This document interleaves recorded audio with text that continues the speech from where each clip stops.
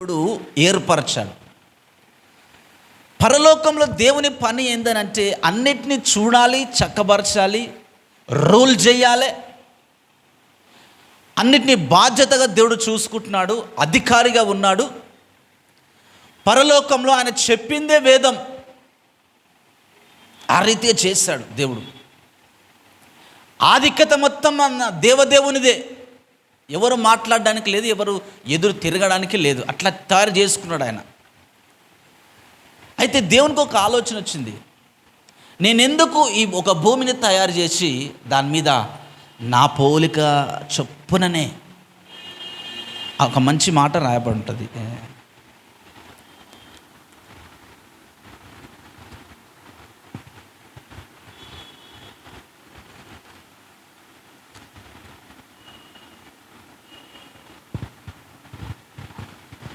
మన పోలిక చొప్పున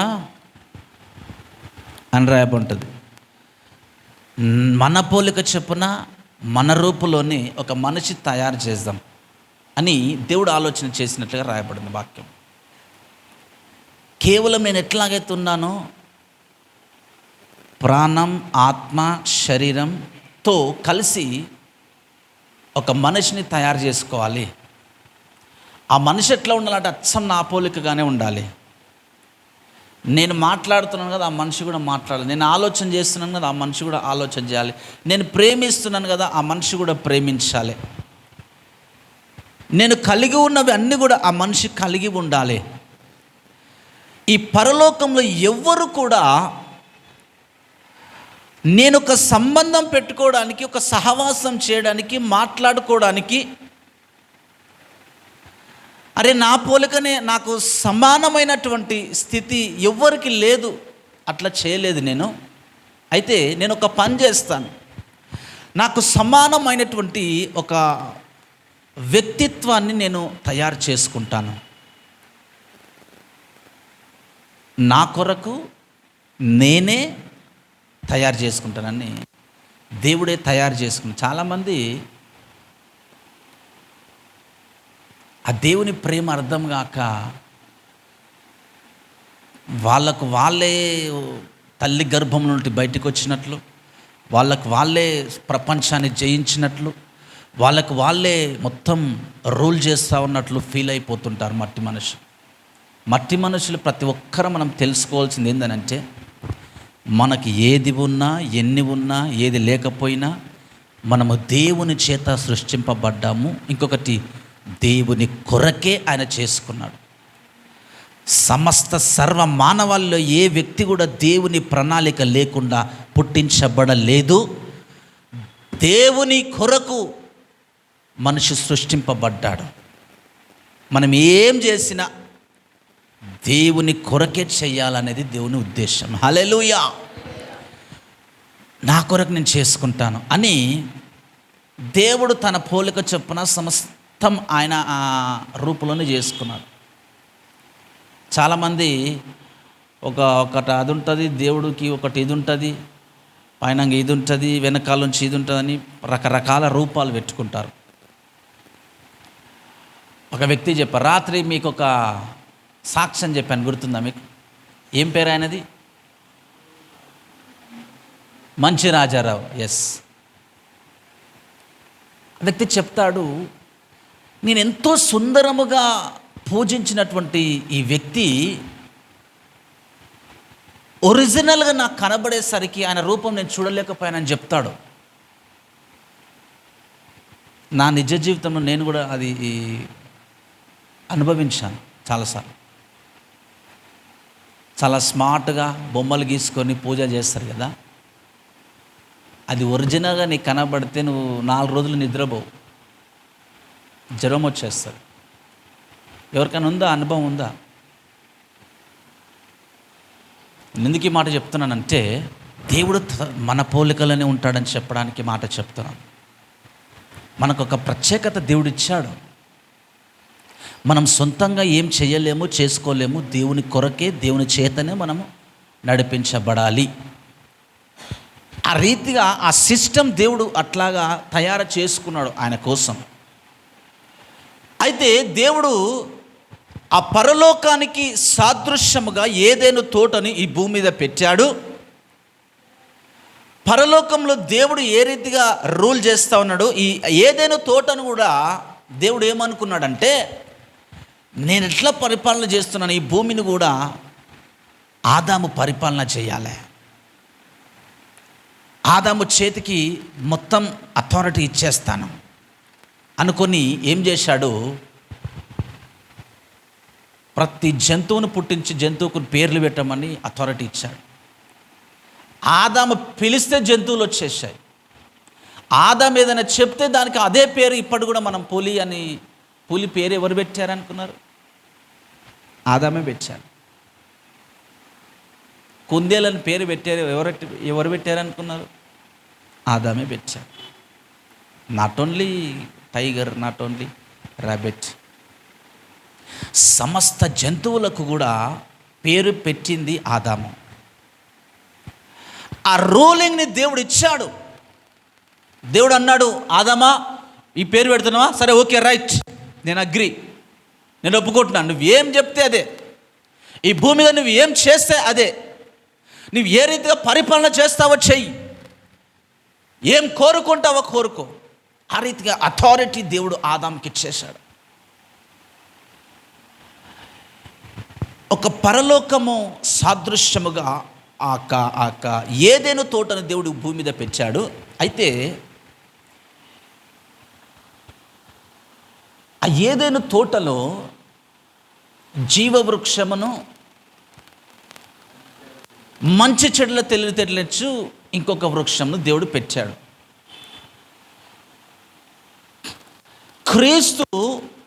క్రిస్మస్ సందేశాలన్నిట్లో చెప్పుకున్నాం కదా, క్రీస్తు యుగ యుగములకు పూర్వము నుంచి క్రీస్తు ఉన్నాడు. క్రీస్తు చరిత్రలో పరలోకములో కూడా దేవుడు ఉన్నాడు, క్రీస్తుగా ఉన్నాడు అనే విషయం చెప్పుకున్నాం.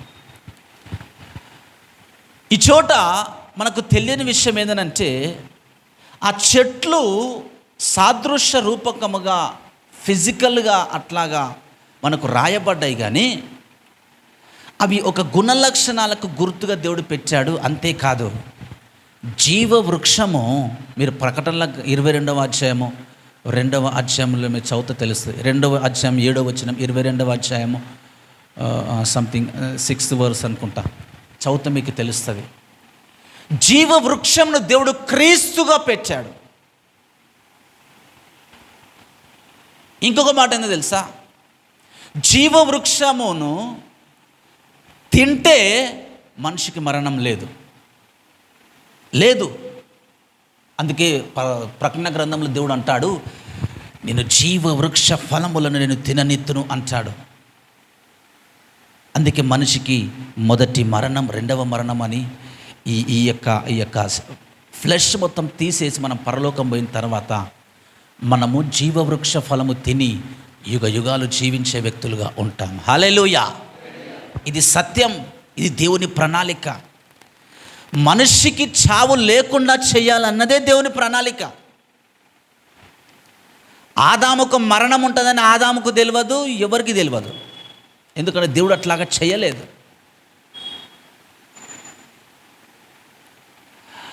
ఆదాము జీవవృక్ష ఫలము తినొద్దని దేవుడు చెప్పాడా? చూడండి వాక్యంలో చెప్పలే. ఏం చెప్పాడు మరి? మంచి చెడుల్లో తెలివితేటలు ఇచ్చే ఒక వృక్షం ఉంటుంది, దాన్ని మాత్రం తినొద్దు, నువ్వు ఏదైనా తిను. అక్క చెట్లన్నిటి గురించి ఏమంటుంది, అన్ని అందమైన రమ్యమైనది, తోటంతా ఒక ఫలభరితమైన తోటలాగా వేసేసాడు దేవుడు. అన్ని చూపునకు రమ్యమైనవిగా ఉన్నాయి ప్రతి ఒక్కటి కూడా. ఏ ఫలం అంటే ఆ ఫలము ఫ్రీగా కింద నుంచి వాటర్ వచ్చి తడుపుతుంది, మొత్తం ఫలభరితంగా తయారవుతున్నాయి. బాగా ఏమంటారు, నాగలి కట్టి దున్ని ఎద్దులతో వ్యవసాయం చేసే పని లేదు, అన్నీ పండుతున్నాయి.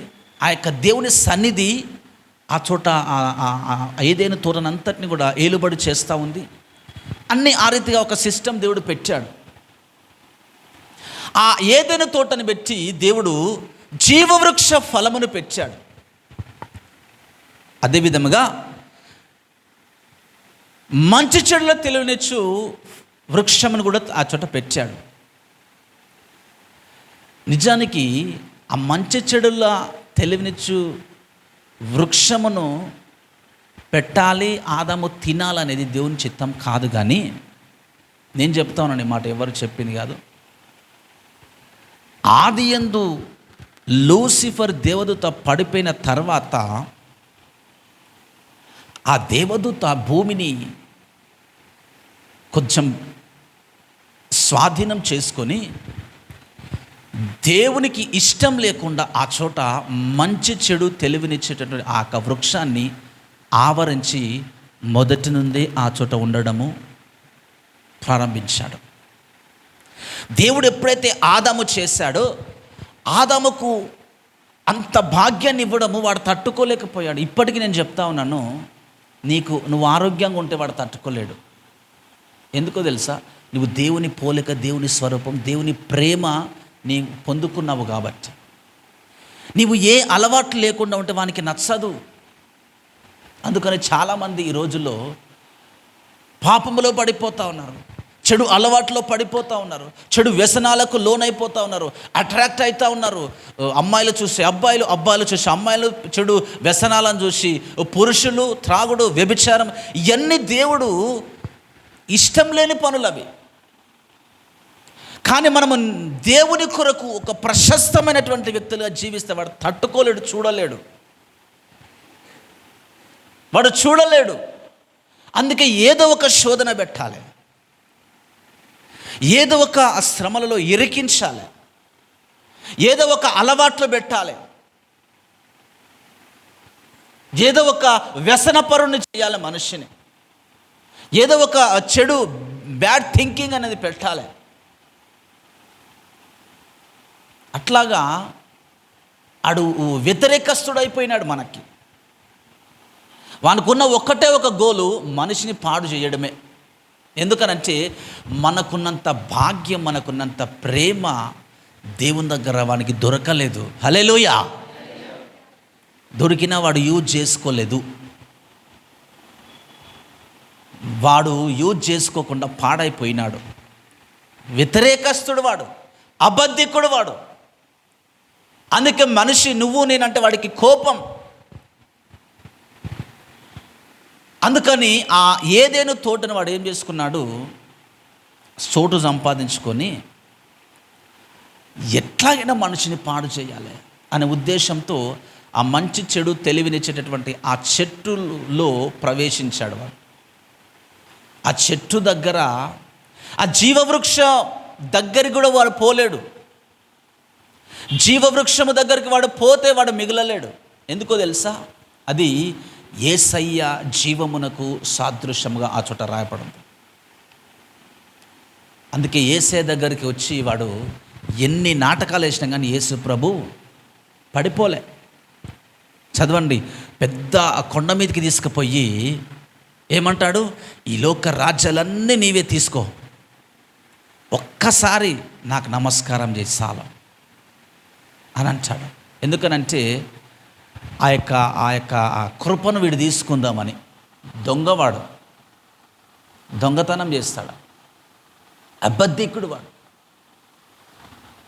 కాబట్టి ఏ పరిస్థితుల్లోనైనా, ఏ శోధనలోనికి దుష్టుడు మనల్ని త్రోసివేయాలనుకున్నా కానీ పడిపోకుండా జాగ్రత్త పడవలసినటువంటి అవసరం మనకుంది. ఈ రోజుల్లో ఎట్టుపోతే ఏ శోధన వస్తుందో తెలియదు. ఏ ప్రాంతం, ఏ ఫోన్ ఓపెన్ చేస్తే శోధనలు, బయటికి చూస్తే శోధనలు, ఏ చోట అడుగుపెట్టినా అపవిత్ర సంబంధమైనవి, మోసముతో కూడినవే, మొత్తం బిజినెస్ మైండే, ఏదో ఒకటి వాడు పెట్టాడు. కాబట్టి మనం జాగ్రత్తగా దేవుని కొరకు బ్రతకవలసినటువంటి వారముగా ఉన్నామనే విషయం మనం మరొక్కసారి ఈ రోజున జ్ఞాపకం చేసుకోవాలి. హల్లెలూయా, హల్లెలూయా.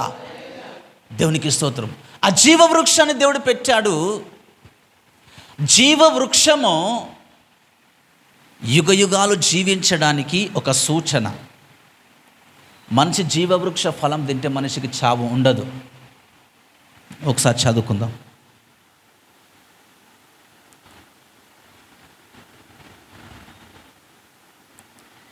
ఆదికాండం 3వ అధ్యాయంలో 22వ వచనం చదవండి.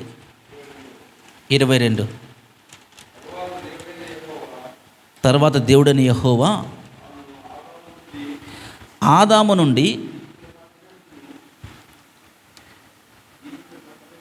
ఇదిగో మంచి చెడ్డలను ఎరుగునట్లు ఆదాము మనలో ఒకని వంటి వాడాయను, కాబట్టి అతడు ఒకవేళ తన చెయ్యి చాచి జీవవృక్ష ఫలములను కూడా తీసుకొని తిని నిరంతరము జీవించునేమో అని. దేవుని పర్పస్ ఏందో తెలుసా? దేవుడు పెట్టిన ఆ జీవవృక్ష ఫలములను మనిషికి ఇవ్వాలి. అందుకొరకే ఆ తోటలో ఆ చెట్టును పెట్టాడు. కానీ మనిషి ఆ బ్యాలెన్సింగ్లో లేకుండా ఆదామును సైతాను మోసం చేసి పడగొట్టాడు. దేవుని చిత్తం ఏంది? మరణం లేని మనిషిని తన కొరకు సృజించాలని. మనిషి తన బాధ్యతను విడిచిపెట్టాడు.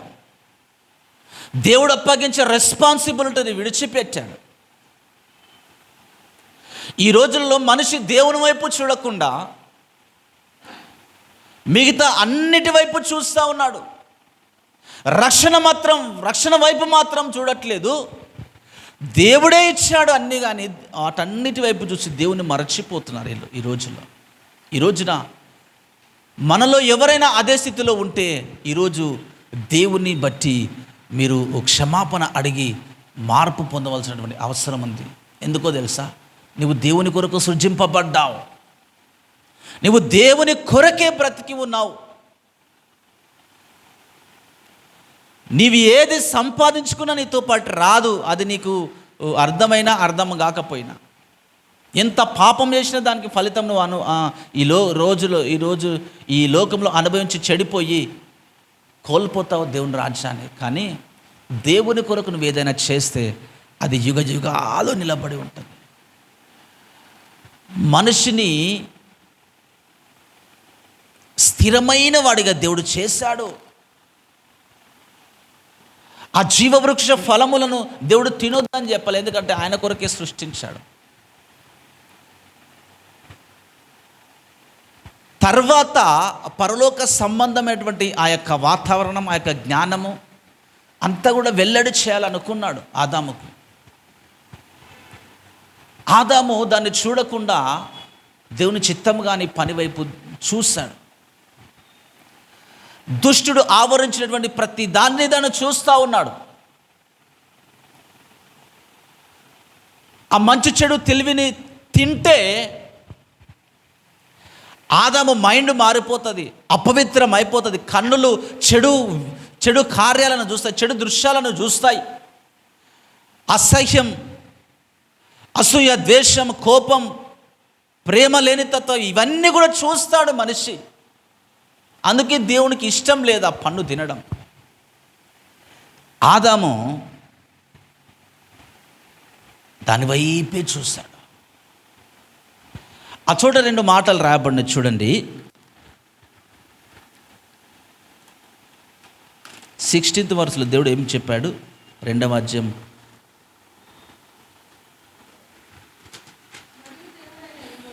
మరియు దేవుడని యెహోవా ఈ తోటలో ఉన్న ప్రతి వృక్షములను నిరభ్యంతరంగా తినవచ్చును, అయితే మంచి చెడు తెలివినిచ్చు వృక్షములను ఫలములను తినకూడదు. నీవు వాటిని దినమున నిశ్చయముగా చచ్చెదవని నరునికి ఆజ్ఞాపించాను. ఈ రోజున దేవుడు ఏదైతే చేయొద్దు అంటున్నాడో మనిషి దాని మీదకే పోతా ఉన్నాడు. చెప్పాడు దేవుడు, ఏం సంభవిస్తుందో చెప్పాడు. నువ్వు చచ్చిపోతావు, ఆ పండు తినొద్దు అని చెప్పాడు. కానీ మనిషి అనుకుంటాడు, నన్ను ఆపొచ్చు కదా దేవుడు. ఈరోజు కూడా చాలామంది వాదించే వాదన ఏంటంటే, దేవుడు పెట్టాడు, పెడితే మరి ఆదామును తినకుండా ఆపొచ్చు కదా దేవుడు.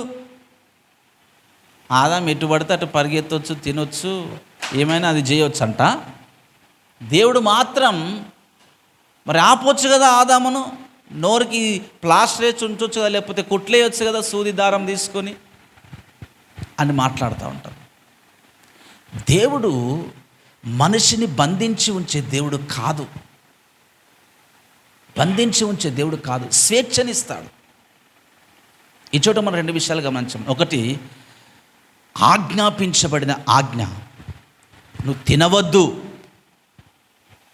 అన్నాడు. దేవుని వాక్యము రాయబడింది, ఆజ్ఞ అతిక్రమమే పాపం అని రాయబడింది. పాపము గర్భము ధరించి మరణమును కంటుంది. పాపం చేసిన ప్రతి ఒక్కడు మరణాన్నే కంటాడు, చివరికి మరణం పాలే అవుతాడు.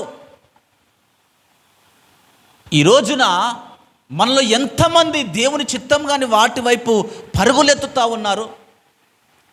ఏ ఒక్క విషయంలోనైనా సరే దేవుని చిత్తము కాని పనుల వైపు పరిగెత్తిన ప్రతి వాడు దేవుని ఆజ్ఞను అతిక్రమించి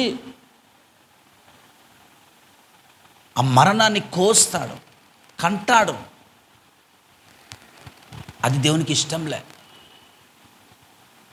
ఈ రోజున దేవుడు ప్రతి ఒక్కరి జీవితాల్లో ఆజ్ఞను పెట్టాడు, మనిషి గురించి చెప్పాడు, వాక్యం బోధిస్తున్నాడు. మనిషి వాక్యాన్ని విని దేవుని కొరకు బ్రతకాలనేది దేవుని ఉద్దేశం. దేవుడు కట్టి బంధించి ఏ వ్యక్తిని కూడా చెయ్యడండి. నన్నైనా సరే, నిన్నైనా సరే, ఎవరినైనా సరే పట్టుదలతో బలవంతంగా ఎవరు కూడా దేవుడు మార్చడు. మనిషిని పుట్టించిన ఆ యొక్క దేవుని ప్రణాళికకు వ్యతిరేకమవుతుంది. అట్లాగా బంధించబడి ఉంచితే జోసెఫ్ ఎట్లా ఉండాలో దేవుడు అట్లనే ఉంచుతాడు. ఆయన ఆలోచనలు స్వభావాన్ని ముట్టుకోడు. ఆయన రెస్పెక్ట్ చేస్తాడు మనిషిని, చిన్నగా చూడాడు. ఆయన రెస్పెక్ట్ చేస్తాడు మనిషిని. ఈ రోజున ఎవరైనా సరే నా ఆలోచన మాన్పోవచ్చు కదా దేవుడు, నాకు కఠినమైన హృదయం ఇవ్వచ్చు కదా దేవుడు, ఈ అలవాట్లో పడకుండా, లేకపోతే నేను బలహీనతల్లో పడకుండా నేను ఇట్లా తయారు చేయొచ్చు కదా దేవుడు అంటే దేవుడు అట్లా చెయ్యడు. అది దేవుని స్వభావం కాదు. మనిషికి ఆ నాలెడ్జ్ ఇచ్చాడు దేవుడు, స్వేచ్ఛనిచ్చాడు. నువ్వు ఏం చేయాలనుకుంటే అది చేయగలిగే స్వేచ్ఛనిచ్చాడు. కానీ ఏం చేయాలో దేవుడు చెప్తాడు. మనిషి తత్వం ఏందో తెలుసా? దేవుడు చెప్పింది చెయ్యడు. ఈ రోజున అనేక మంది నీ జీవితంలో దేవుడు చెప్పిన విషయాలు విడిచిపెట్టి ప్రక్కదారి గుండా ఎన్ని కార్యాలు నువ్వు చేస్తూ ఉన్నావు. దేవుడు నిన్ను కట్టి బంధించి పరలోక రాజ్యం తీసుకెళ్ళాలనుకుంటే తీసుకెళ్ళగలడేమో, కానీ అట్లా చెయ్యడు ఆయన. నీకు ఒక పాప క్షమాపణ ఇచ్చాడు, ఒక రక్షణ ఇచ్చాడు, బాప్తిస్మం ఇచ్చాడు. ఆ జీవ వృక్ష ఫలమును నీవు అంగీకరించేటటువంటి పని ఈ భూమి మీద దేవుడు నీకు నాకు ఇచ్చాడు. హల్లెలూయా. ఆనాడు తెగిపోయిన ఆ జీవవృక్ష ఫలముతో ఆ బంధము మళ్ళీ తిరిగి యేసయ్య ఈ భూమి మీదకి వచ్చిన తర్వాత మన లైఫ్లోకి ఎంటర్ అయ్యింది. హల్లెలూయా. ఈ జీవితము జీవవృక్ష ఫలాన్ని అంగీకరించి మనం తర్ఫీదు అవుతూ బ్రతకడము, చనిపోయిన తర్వాత వెళ్ళి ఆ జీవవృక్ష ఫలము తినడం. హల్లెలూయా. జీవవృక్ష ఫలమునకున్న ఆ యొక్క భాగ్యం మనము ఊహించలేనటువంటిది. యుగ యుగాలు జీవించేటటువంటి ఆ జీవవృక్ష ఫలాన్ని మనిషి తినాలంటే ఈ లోకంలో అంత తర్ఫీదు అవుతూనే నేర్చుకుంటూనే దేవుని కొరకు పవిత్రమైన మనస్సాక్షితో బ్రతుకుతూనే ఉండాలి. అందుకొరకు దేవుడు పెట్టాడు. కానీ మనిషికి ఆప్షన్స్ ఇచ్చాడు. నువ్వు చేస్తావా, బ్రతుకుతావు. లేదు చెయ్యను, వ్యతిరేకంగా ప్రవర్తిస్తానంటావా, నువ్వు చచ్చిపోతావు, జాగ్రత్త అని చెప్పాడు. కానీ ఆ చెట్టు దగ్గరికి పోకుండా బలవంతంగా కట్టి పెట్టాడేయడం దేవునికి ఇష్టం లేదు. ఈ రోజున అదే నేను చెప్పాలనుకుంటున్నాను. ఏంటంటే దేవుడు మనకు ఆజ్ఞాపించడమే కాదు, స్వేచ్ఛనిచ్చాడు ప్రతి మనిషికి. స్వేచ్ఛలో నీవు ఆ స్వేచ్ఛను జాగ్రత్తగా ఉపయోగించుకుంటున్నావా? నీ కళ్ళకు అనేకమైన ఆప్షన్స్ కనబడుతున్నాయి, నీ కళ్ళకు అనేకమైన అలవాట్లు కనబడుతున్నాయి, అనేకమైన ఫ్రెండ్షిప్లు కనబడుతున్నాయి, అనేకమైన దేవునికి ఇష్టం లేని, దేవునికి సంబంధం లేని విషయాలు అనేకముగా కనబడుతున్నాయి. వాటిని చూసి నువ్వు అట్రాక్ట్ అయిపోతున్నావు. నిజమైన జీవ వృక్షాన్ని నువ్వు విడిచిపెడుతున్నావు. ఈ రక్షణ జీవితంలో జీవవృక్ష ఫలములను తినేటటువంటి భాగ్యాన్ని నీకు ఇస్తుంది. దేవునితో నువ్వు గడిపే ప్రతి సమయం, దేవునితో నువ్వు ఉండే ప్రతిరోజు, దేవుని కొరకు నువ్వు చేసే ప్రతి కార్యమును కూడా నిన్ను దేవునికి జీవములోనికి నడిపించేదిగా ఉంటుంది. ప్రధానమైన దేవుని చిత్తాన్ని విడిచిపెట్టి నువ్వు ఎక్కడ పోయినా నీకు మేలు కాదు.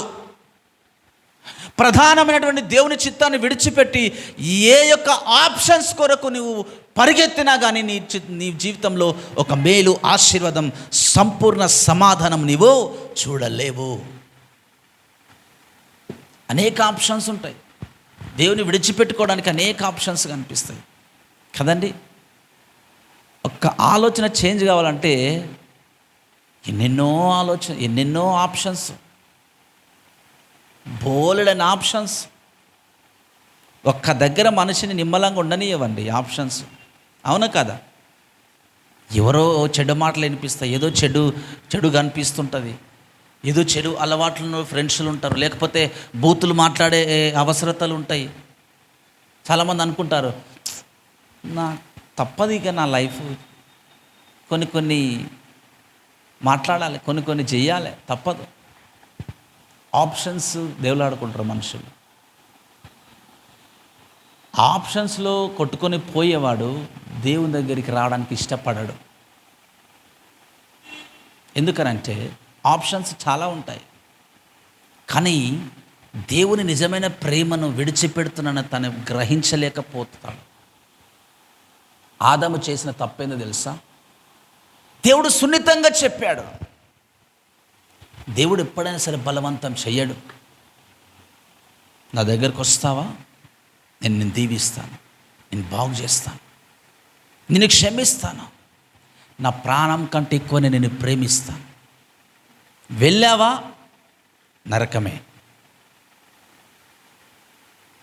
చాలామంది దేవుడు ఫోర్స్ చేయాలని, లేకపోతే ఏదో చేసి కట్టి పడేసి బంధించాలని అట్లా ఫీల్ అయిపోతూ ఉంటారు. అట్లా చెయ్యడు దేవుడు, అది ఆయన స్వభావం కాదు. దేవుని వాక్యం రాయబడ్డ దేవుని స్వభావానికి విరుద్ధంగా ఏది చేయలేడు ఆయన. మనిషి తన్ను తాను దేవునికి సమర్పించుకోవాలి, దేవుని కొరకు జీవించాలని ఆశతో రావాలి. ఆప్షన్స్ వైపు చూసి వెతికి ఆప్షన్స్ దగ్గరికి పోతే దేవుని కోల్పోతాడు మనిషి. క్రీస్తు సంబంధమైన ఆ జ్ఞానాన్ని, క్రీస్తు సంబంధమైన ఆ జీవాన్ని కోల్పోతావు. ఎప్పుడైతే దుష్ట సంబంధమైన ఆప్షన్స్ నువ్వు చూస్తావో, ఆప్షన్స్ నిన్ను దేవుని దగ్గర ఉండనియవు. సరదాగా జల్సా చేద్దాం అనంటాయి ఆప్షన్స్, సరదాగా ఈ అలవాటు చేసుకుందాం అనంటాయి ఆప్షన్స్, సరదాగా కాలక్షేపం చేద్దాం అంటాయి ఆప్షన్స్. దేవుని కొరకు ఆలోచించిన వాడు దేవునికి తను అప్పగించుకొని ప్రార్థనలు గడుపుతాను. నేను వాక్యం చదువుకుంటాను, నేను దేవుని మందిరానికి పోతాను, నేను దేవుని కొరకు జీవిస్తాను. ఎందుకనంటే ఈ జీవ వృక్ష ఫలము నా జీవితానికి మేలు. యేసయ్య ఇచ్చే జీవం నాకు ముఖ్యం, కానీ ఈ మంచి చెడు తెలివినిచ్చేటటువంటి ఆ యొక్క పనికిమాలిన చెట్టు నాకు అవసరం లేదు. ఆ జ్ఞానం నాకు అవసరం లేదు. దుష్టుడు నీకు ఎర్రగా చూపేటటువంటి ఏ యొక్క ఆలోచనలు, అలవాట్లు, వ్యసనాలు అవి నువ్వు పట్టించుకోవు. అవి పట్టించుకుంటే దేవుని నిత్యమైనటువంటి ఆ జీవాన్ని కోల్పోతావు. ఈ రోజున దేవుడు మనల్ని హెచ్చరిస్తూ ఉన్నాడు. నీవు ఆ జీవాన్ని విడిచిపెట్టి పోకు, నీ జీవితం నాశనం వైపు తిరుగులాడుతుంటుంది. ఆ యొక్క ఆప్షన్స్ వైపు వెళ్తే దేవుని రాజ్యానికి స్థానము నువ్వు ఎప్పటికీ పొందుకోలేవు. ఇంకొక మాట చెప్తాను, జీవవృక్ష ఫలం విడిచిపెట్టి మంచి చెడు తెలివినిచ్చేటటువంటి ఆ చెట్టు ఫలము ఆదాము అవ్వ తిన్న తర్వాత దేవుడు ఏం చేశాడు? ఎస్, తోటలో నుంచి బయటికి వెళ్ళగొట్టేశాడు. ఇప్పుడు మనం జీవిస్తున్న జీవితం తోటకు బయట ఉన్న జీవితమే. అందరం తిట్టుకుంటాం కదా, ఆదాము ఆ రోజు ఈ పని చేయకపోతే ఎంత బిందాస్గా నేను లైఫ్ జీవించేవాడిని అనుకున్నారా ఎప్పుడన్నా? నేనైతే అనుకున్నాను చిన్నప్పుడు మస్తు. మీరు అనుకోలేదా? అంతలా ఆలోచన లేదా? చాలామంది అనుకుంటారు, ఎందుకు వచ్చిన బ్రతుకు. ఆదాము ఉన్నాడు, ఏం చేశాడు? మాట వినకుండా ఎందుకు పోవాలి చెట్టు దగ్గరికి, ఎందుకు పండు తినాలి, ఏం పని ఆయనకి అని ఆదామును బాగానే విమర్శిస్తాం చాలామంది. కానీ ఈరోజు మనం చేసేది కూడా అదే పనులు చేస్తాం. ఏదైనా తోట లైఫ్ టైము అనేది లిమిట్లెస్గా దేవుడు పెట్టాడు. ఏదేమో తోటలు జీవవృక్ష ఫలములు తింటూ యుగ యుగాలు జీవించడానికే దేవుడు పెట్టాడు. ఎప్పుడైతే మనిషి కాని వృక్ష ఫలములు తీసుకుని తిన్నాడో దేవుడు అనుకున్నాడు ఈ పాప ఆలోచనతో మనిషిని, అందుకే ఇందాక చదివించాను కదా 3వ అధ్యాయం 22వ వచనంలో, మంచి చెడులో తెలివితేటలు వచ్చినాయి, పాపానికి దాసుడయ్యాడు, ఆ జీవవృక్ష ఫలము కూడా తిని యుగయుగాలు జీవిస్తాడేమో, ఈ చెడు వ్యసనాలతో యుగయుగాలు జీవించడం ఆయనకు ఇష్టం లేదు. ఈ చెడు వ్యసనాలు లేకుండా జీవవృక్ష ఫలం మాత్రమే తింటే ఆయన సంతోషంగా మనిషిని ఒప్పుకునేవాడు. ఈరోజు నేను చెప్పేదంటే అందరికీ దేవుడు సువార్తని చెప్తున్నాడు ఈ రోజున. అందుకే చెప్తాడు, నాది కాండంలో ఎన్నో మర్మాలు దేవుడు ఇచ్చాడు. ఒక్క అధ్యాయం ఒక సంవత్సరమైన వాక్యం చెప్పవచ్చు. ఒక్క వచనం మీద కొన్ని వారములు, నెలలు, సంవత్సరాలైన వాక్యం చెప్పవచ్చు. ఎందుకంటే దేవుడు అంత మర్మాలు దాచిపెట్టి ఉంచాడు ఆది కాండంలో. మనిషి ఆ పాపముతో దేవుని దగ్గర ఉండలేడు, ఉండకూడదని దేవుని చిత్తమై ఉంటుంది. అందుకే పోండి నేర్చుకొని రాపోండి అని పంపించేశాడు. ఇక్కడ మీకు స్థానం లేదు. దేవుడు ఎంత బాధపడ్డాడు, విలవిలలాడిపోయించాడు కదండి. ప్రవీణ్ ఒక్కరోజు ఇంటికి రాకపోతే అమ్మగారు, మరి శ్రీకాంత్ని ఎంత ఇబ్బంది పెడతాడు, ఫోన్ చేయరా తమ్మునికి, ఏడ ఉన్నాడో కనుక్కో ఒకసారి, ఏం చేస్తున్నాడు. అవునా కదా సార్? ఎందుకంటే అది ప్రేమ. ప్రవీణ్ నుంచి గెంటేయాలంటే మనసు గిజగిజలాడుతుంది. మరి దేవుడు తన స్వరూపంలో చేసుకొని తన కొరకే చేసుకున్నటువంటి మనిషిని దూరం చేసుకోవాలంటే ఎంత వేదన పడి ఉంటాడు. కానీ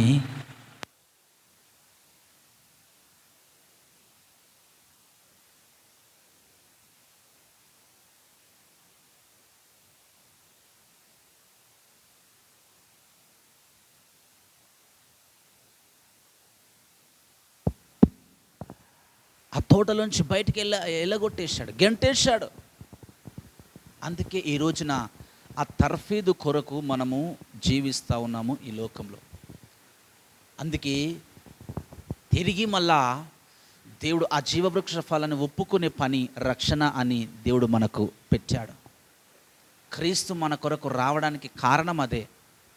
ఆ మంచి చెడు తెలివిని ఇచ్చే ఆ ఫలవృక్ష, ఆ ఫలితాలని, ఆ స్వభావాల్ని మనలో నుంచి విరిచివేయడానికి యేసయ్య మన కొరకు వచ్చాడు. ఆ యేసయ్యను మనం పట్టించుకోవట్లేదు. ఈ రోజున దేవుడు ఆప్షన్స్, స్వేచ్ఛ ఇచ్చాడని, స్వాతంత్రం ఇచ్చాడని ఆ స్వాతంత్రాన్ని మిస్యూజ్ చేసుకుంటా ఉన్నాం.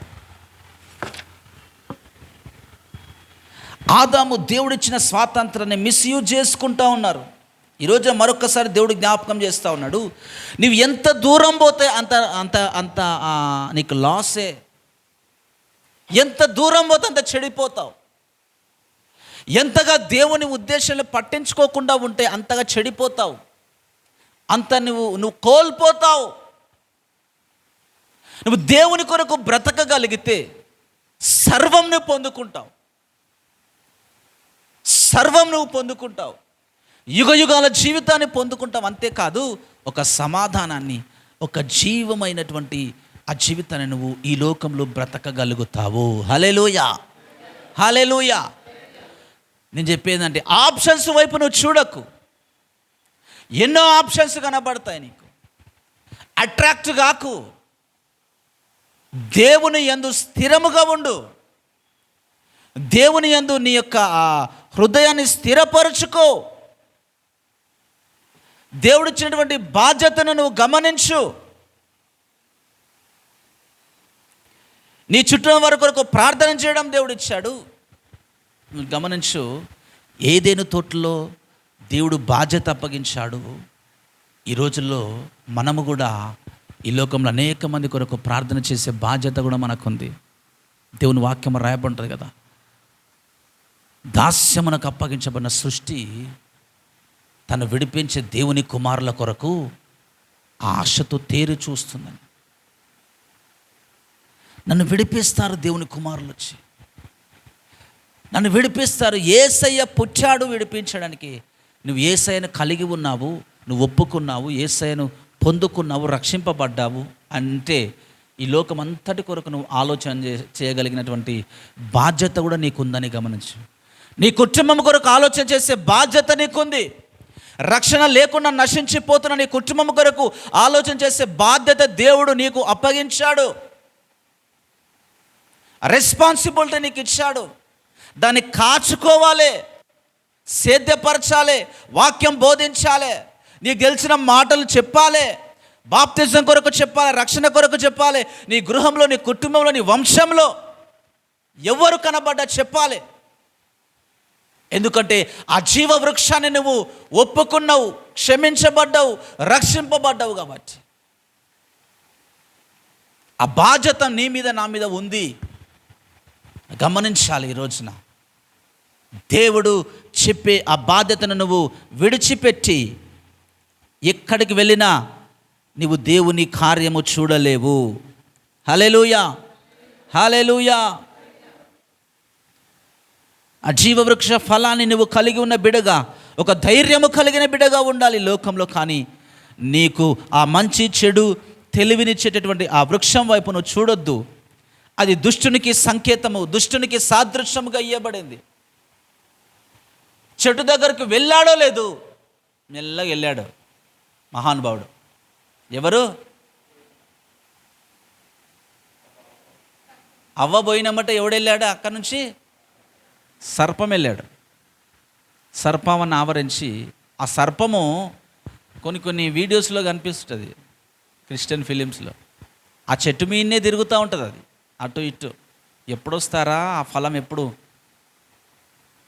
ఇజమా అన్నట్టు. ఈ రోజుల్లో మనకి ఇష్టం లేకపోయినా కానీ ఏదో ఒక శోధన వస్తూ ఉంటుంది.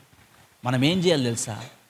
ఇది నా పని కాదు, నేను జీవవృక్షం కొరకు నేను సృష్టించబడ్డాను, యుగ యుగాలు జీవించడానికి నేను పుట్టించబడ్డాను. ఇది నాకెందుకు, ఇది నాకు అవసరం లేదు. షటప్, నోరు మూసుకో సైతానా. నన్ను ఎందుకు నువ్వు టెంప్ట్ చేస్తున్నావు? నన్ను ఎందుకు శోధిస్తా ఉన్నావు? నా పని కాదు ఇది. నా యేసయ్య కొరకు నేను జీవించే పని నాకుంది. నా యేసయ్య కొరకు నేను జీవించాలే. నీ అలవాట్లు, నీ ఆలోచనలు నాన్ సెన్స్, ఇదంతా నాకు అవసరమే లేదు. నా దేవుని కొరకు నేను జీవిస్తానని చెప్పాలి ప్రతి ఒక్కరు. దేవునికి ఇష్టం లేనిది నీకు అవసరం లేదు. అది ధనమైనా, డబ్బైనా, సుఖమైనా, సంతోషమైన, ఏదైనా కావచ్చు. దేవుని చిత్తం కానిదే చెప్పండి, నాకు అవసరం లేదని చెప్పండి. దేవుని చిత్తం కానిది, దేవుని చిత్తం కానిది చెప్పండి, దేవుని చిత్తం కానిది నాకు అవసరం లేదు. నాకు నా యేసయ్యతోనే పని. ఎన్ని ఆప్షన్స్ ఉన్నా, ఎంత పాపం నాకు కనబడ్డా, ఎంత ఆ శోధనలు నాకు ఎదురొచ్చినా, నా యేసయ్య కోసమే నేను జీవిస్తాను. నా గురి వైపే నేను పరిగెత్తుతాను. ప్రతి క్రైస్తవుడు, ప్రతి దేవునికి చెందిన వ్యక్తి ఇదే సమర్పణతో ఉండాలనేది దేవుని యొక్క చిత్తమై ఉంటుంది. హల్లెలూయా, హల్లెలూయా.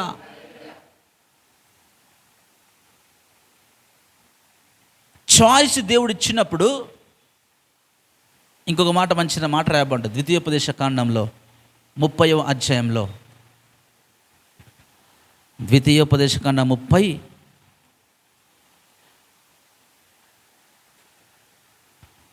15వ వచనం.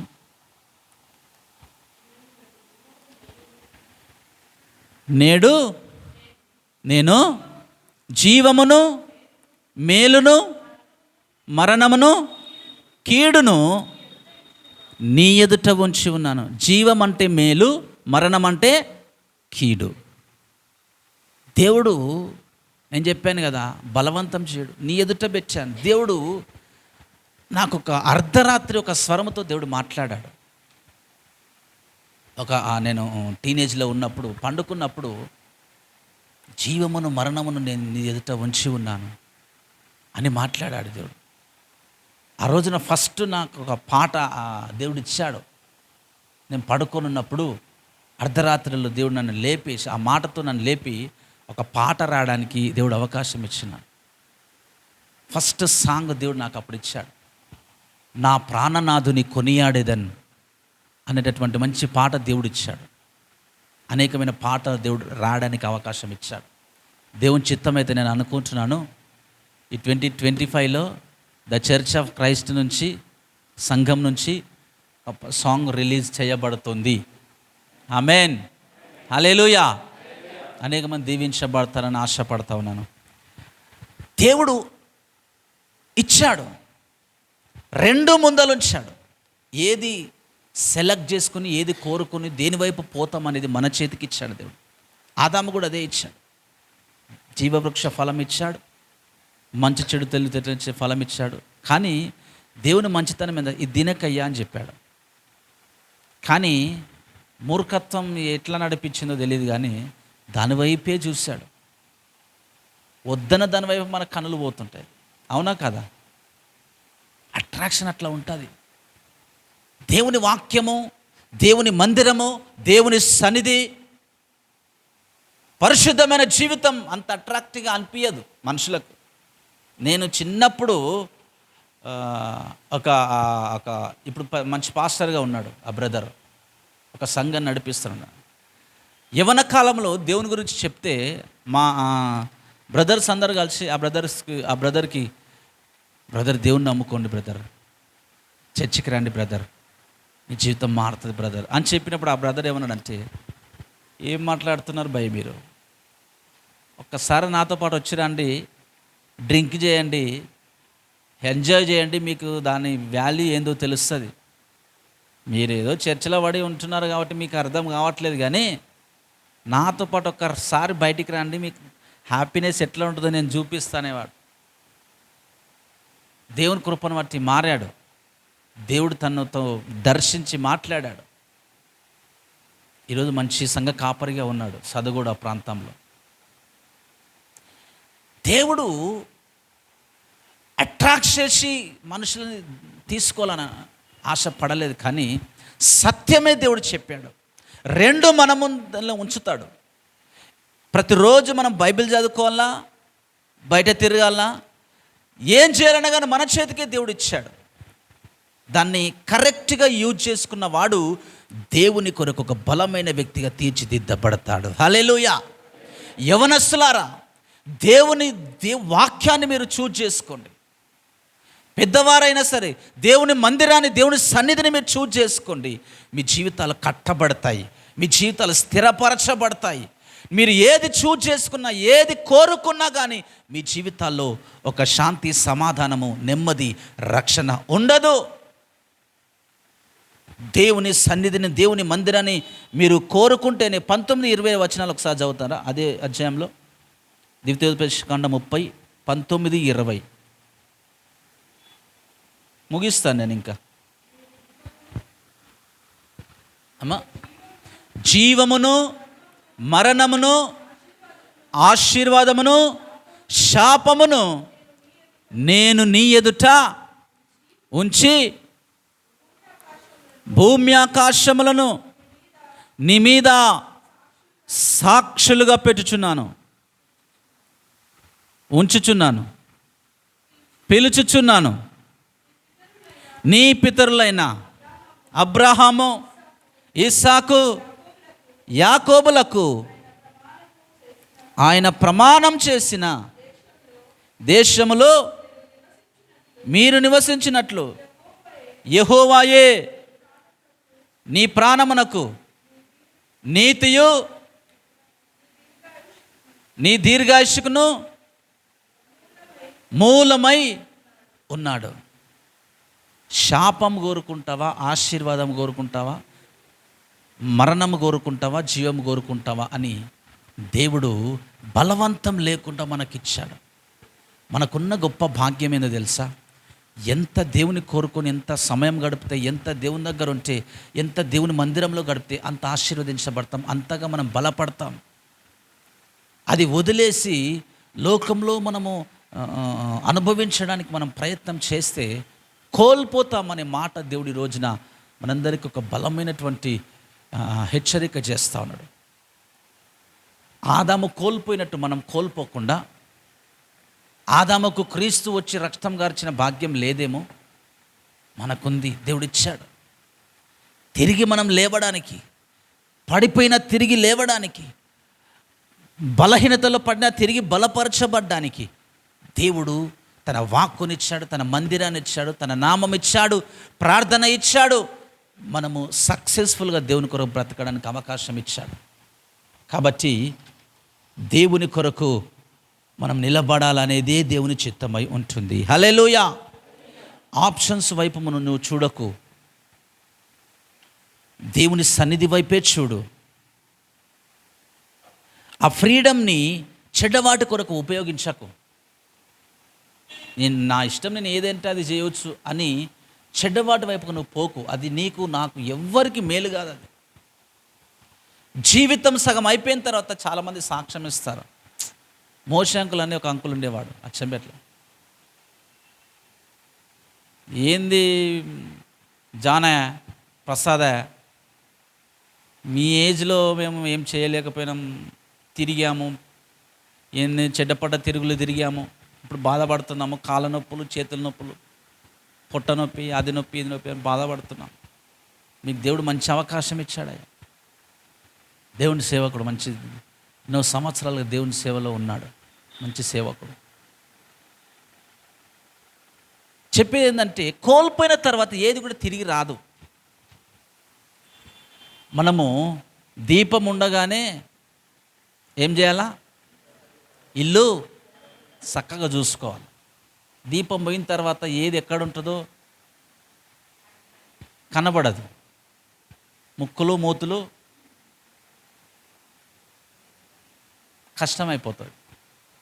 కాబట్టి దేవుని వాక్యం ఉన్నప్పుడే మనం స్వీకరించి, అవకాశం ఉన్నప్పుడే రక్షణలోనికి వచ్చి, అవకాశం ఉన్నప్పుడు దేవుని కొరకు జీవించగలిగే ఒక తీర్మానం మనం చేయగలిగితే మనం దీవించబడతాం. నాకు ఆస్తుందా, నాకు పాస్తుందా, నాకు ఈ ఈ లోకంలో ఇది ఉందా, అది ఉందా, దాంట్ల మీద ఎక్కువ మనసు పెట్టకండి. దేవుని కొరకు నేను ఎట్లాగా జీవిస్తూ ఉన్నాను, దేవుని కొరకు బ్రతికేవారిని ఎవరిని తక్కువ చేయడు. ఆ మాట నేను గుండె మీద చేసుకొని చెప్పగలుగుతాను. నా లైఫ్ ఏందో కొంచెంమందికి తెలుస్తుంది. మా లైఫ్ ఎట్లా మేము కష్టపడ్డాము దేవుని పరిచర్యలో.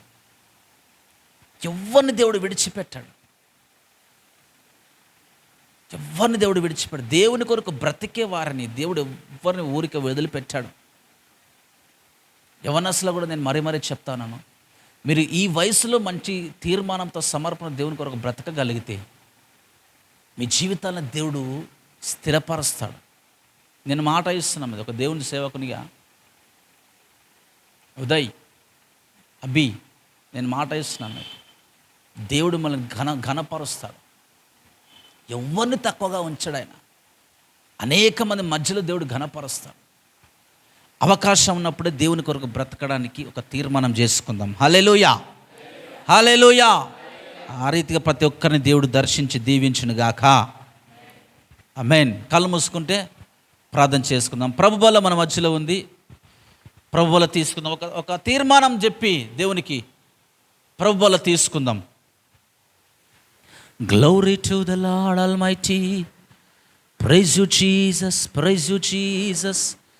Praise you Lord, praise you Lord. We glorify your name Lord. O rababa baba ba shakala bara. Riganana manasi la la la mama mashe. Rekola kababa baba baba baba. Rikanana nanandala raba mama mama. Lahundara baba baba baba baba baba. యేసయ్యా నా యేసయ్యా,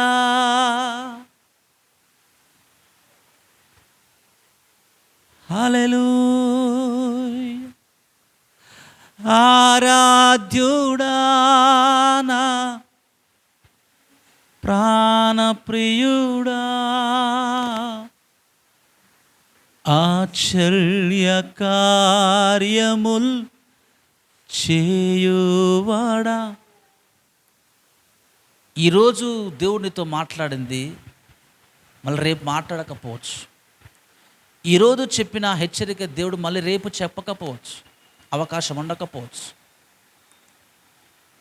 నీకు అర్థమైనప్పుడే దేవునితో సూటిగా మాట్లాడినప్పుడే నువ్వు సరి చేసుకుంటే నీ జీవితానికి మేలు. దేవుని కాదని మనం ఏం సాధిస్తామండి? మనం అనుకుంటాం కానీ ఏం సాధించలేం. ఆయన ఉంటే మన జీవితాలకు చాలా. దేవుని కంటే గొప్పగా మనకేది అవసరం లేదు. తీర్మానం చేసుకుందాం. ప్రభా, జీవవృక్షాన్ని విడిచిపెట్టి ఏదో నాకు కావాలి, ఏదో పాపము వైపు, ఏదో సుఖము వైపు, దేని కొరకు నేను పరిగెత్తుతున్నానేమో, దయతో నన్ను క్షమించండి తండ్రి. నిరక్షణ లేక అనేక మంది నశించిపోతున్నారు ఈ లోకంలో. నేను వారిలో ఒకనిగా ఉండకూడదు ప్రభా. నేను వారిలో ఒక వ్యక్తిగా నేను ఉండకూడదు నాయన. సజీవుడైన దేవునికి సాక్షిగా నేను జీవిస్తానయ్యా. నన్ను దర్శించు తండ్రి, నన్ను దర్శించు ప్రభా. యేసయ్యా నన్ను దర్శించు నాయన.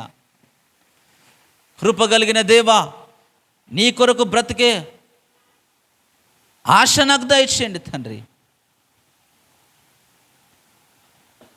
జీవవృక్షమా, నా జీవజలమా, యేసయ్యా నీ కొరకు జీవిస్తానయ్యా. ఎన్నో పొరపాట్లు నీకు వ్యతిరేకంగా నేను చేశాను, ఎన్నో మాటలు నీకు వ్యతిరేకంగా నేను మాట్లాడాను, ఎన్నో నీ చిత్తము కాని ప్రదేశాలకు నేను వెళ్ళాను, నీ చిత్తము కాని వ్యక్తులతో సంబంధం నేను కలిగి ఉన్నాను. నన్ను క్షమించయ్యా. జీవవృక్షముగా నేను చూస్తాను. ఈ రోజున నీ ఫలములనే, నీ వాక్యమునే నేను భుజిస్తానయ్యా. నాకు మేలు లేదని నాకు అర్థమైంది నాయన. ఏ చోటకు నేను వెళ్ళినా నాకు మేలు లేదని నాకు అర్థమైంది. నా తండ్రి, నీవే నాకు ఆశ్రయమని, నీవే నా జీవితాన్ని బాగు చేసేవాడవని, నన్ను నిలబెట్టేవాడవని, నన్ను గొప్ప చేసేవాడవని నాకు అర్థమైందయ్యా. తిరిగి నా సంబంధాన్ని సరిచేసుకుంటున్నాను. యేసు రాజా నన్ను దర్శించు, యేసు రాజా నన్ను ముట్టు, నూతన పరచు. నీదిగో నీ యొక్క శరీరము, నీ రక్తం నేను తీసుకోబోతున్నాను. ఇప్పుడు నన్ను దర్శించు ప్రభా అని ప్రార్థించు. ప్రభువుల కోసం ప్రార్థన. పరిశుద్ధుడా, మహోన్నతుడా, కృప కలిగిన దేవా, మీ శరీరాన్ని, మీ రక్తాన్ని మీరు మాకు ఇచ్చినందుకు వందనాలు. జీవజలముగా, జీవవృక్షముగా మీరు మాకు దొరికారు తండ్రి.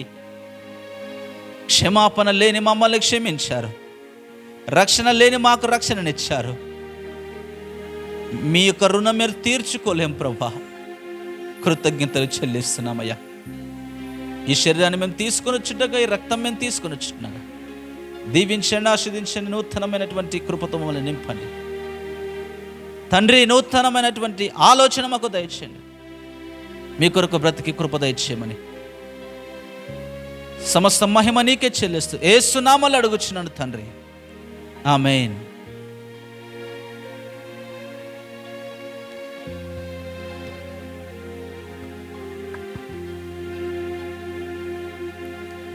నిన్నే ప్రేమింతును,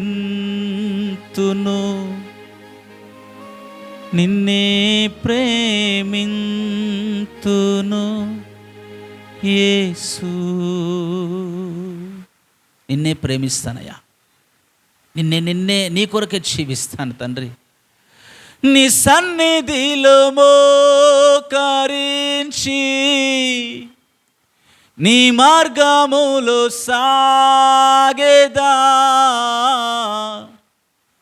నీరసింపక సాగేదా, నీవెనుదిరుగా. నీ సన్నిధిలో మోకరించి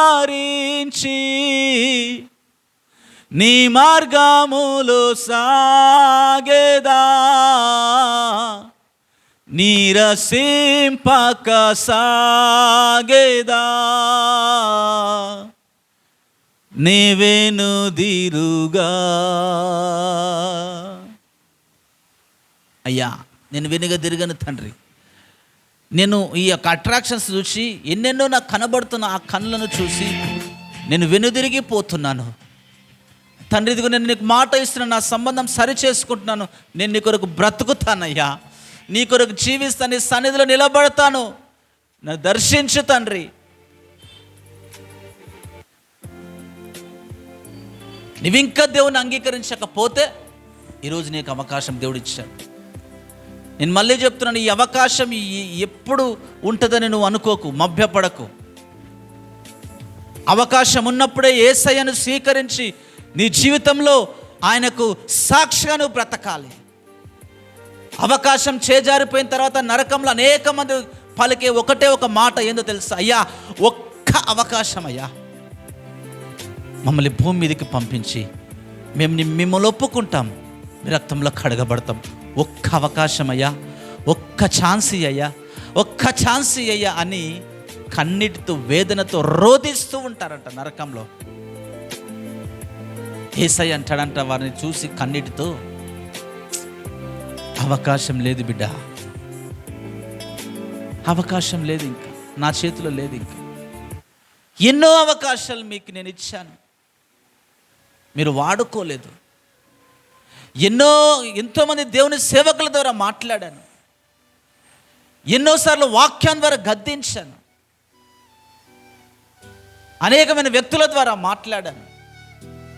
కానీ మీరు నన్ను లెక్క చేయలేదు, పట్టించుకోలేదు. ఇంక అవకాశం లేదు మీకు అని అంటాడంట. ఆ యేసయ్యని బాధ పెట్టి మనం ఏం సాధిస్తాం చెప్పండి? నా తండ్రి కొరకు జీవిస్తానని చెప్పండి. నా తండ్రి నీకంటే నాకు ఎక్కువ ఏది కాదయ్యా అని చెప్పండి. నీ చేతిలో ఉన్నటువంటి రొట్టె దేవుని శరీరం అని గమనించు.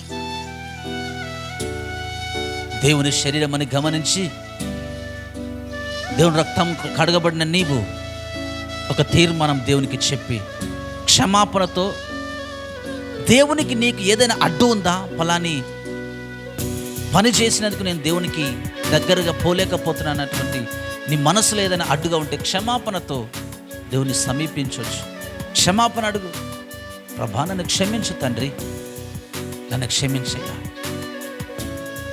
నన్ను క్షమించు, ఇంకా చెయ్యను, నీ కొరకు జీవిస్తానని చెప్పి నీ చేతులను దేవుని యొక్క శరీరాన్ని తీసుకోవచ్చు.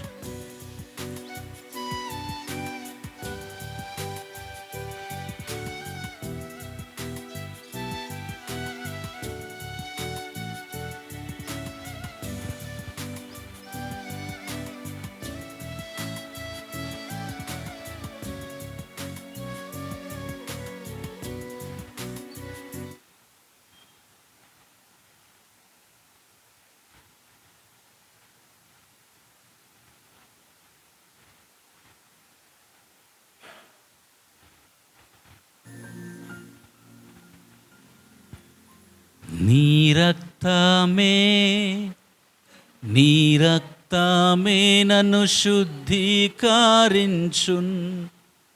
నీ రక్తమే నా ప్రాణము, నీ రక్తమే నీ రక్తమే నన్ను శుద్ధీకరించున్, నీ రక్తమే నా ప్రాణము, నీ రక్త ద్వారాలేలా పాపికాశ్రయం బిచ్చును, నీ రక్తధారాలేలా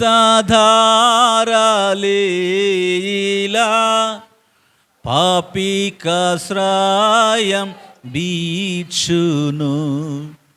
పరిశుద్ధ తండ్రి పాపిని కడిగి పవిత్ర పరచుము, పరిశుద్ధ తండ్రి పాపిని కడిగి పవిత్ర పరచుము, నీ రక్తమే నీ రక్తమే నన్ను శుద్ధీకరించున్, నీ రక్తమే నా ప్రాణము. నీ చేతిలో ఉన్నది దేవుని యొక్క శరీరం అని గమనించండి.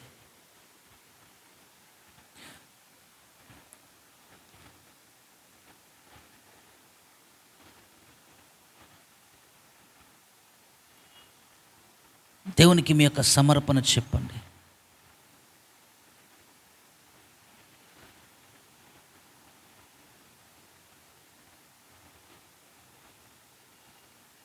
యేసు ప్రభువైన యేసు తాను అప్పగింపబడిన ఒక రాత్రి ఒక రొట్టెను ఎత్తుకొని కృతజ్ఞతాస్తులు చెల్లించి దాన్ని విరిచి, ఇది మీ కొరకైన నా శరీరము, నన్ను జ్ఞాపకం చేసుకుంటే దీన్ని చేయుడని చెప్పాను. ఆ ప్రకారమే భోజనమైన పింబట ఆయన పాత్రను ఎత్తుకొని, ఈ పాత్ర నా రక్తము వలనైన క్రొత్త నిబంధన, మీరు దీనిలోని త్రాగునప్పుడెల్లా నన్ను జ్ఞాపకం చేసుకుంటే దీన్ని చేయుడని చెప్పాను. మీరు ఈ రొట్టెని తిని ఈ పాత్రలోని త్రాగునప్పుడెల్లా ప్రభు వచ్చే వరకు ఆయన మరణమును ప్రచురించుదురు అని చెప్పాడు. ఆయనకు సాక్షులుగా ఆయన మరణాన్ని ప్రచురించడానికి దేవుడు మనల్ని ఎన్నుకున్నాడు. ఈ కృపను బట్టి దేవుని కృతజ్ఞతలు చెల్లించి, ఎవరి మీద కోపం, ద్వేషం, అసూయ ఉంటే ఇప్పుడే క్షమాపణ అడగండి. ఎవరిపైన ఉన్నా కానీ క్షమాపణ అడగండి. డైరెక్ట్గా మీకు అవకాశం ఉంటే ఇంటికి వెళ్ళిన తర్వాత కూడా వారిని క్షమించమని అడగొచ్చు. డైరెక్ట్గా ఉంటే డైరెక్ట్గా ఫోన్ చేస్తే ఫోను ఏ రీతిగా సరే క్షమాపణ అడగొచ్చును. క్షమాపగలిగిన హృదయంతో, పశ్చాత్తాపం కలిగిన హృదయంతో, కృతజ్ఞత కలిగిన హృదయంతో దేవుని యొక్క రక్తాన్ని తీసుకోవచ్చును.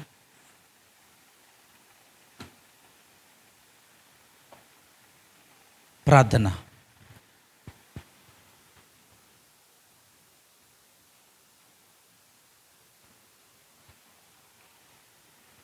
పరిశుద్ధుడా, మా రక్షణకర్త, మా జీవవృక్షమా, మీ కొందనాలు చెల్లిస్తున్నాం నాయన. మీరు మాకిచ్చిన రక్తాన్ని బట్టి, శరీరాన్ని బట్టి వందనాలు. ఎంతోమందికి భాగ్యం లేదు, మీరు మాకిచ్చారు. మీ కృతజ్ఞతలు తండ్రి.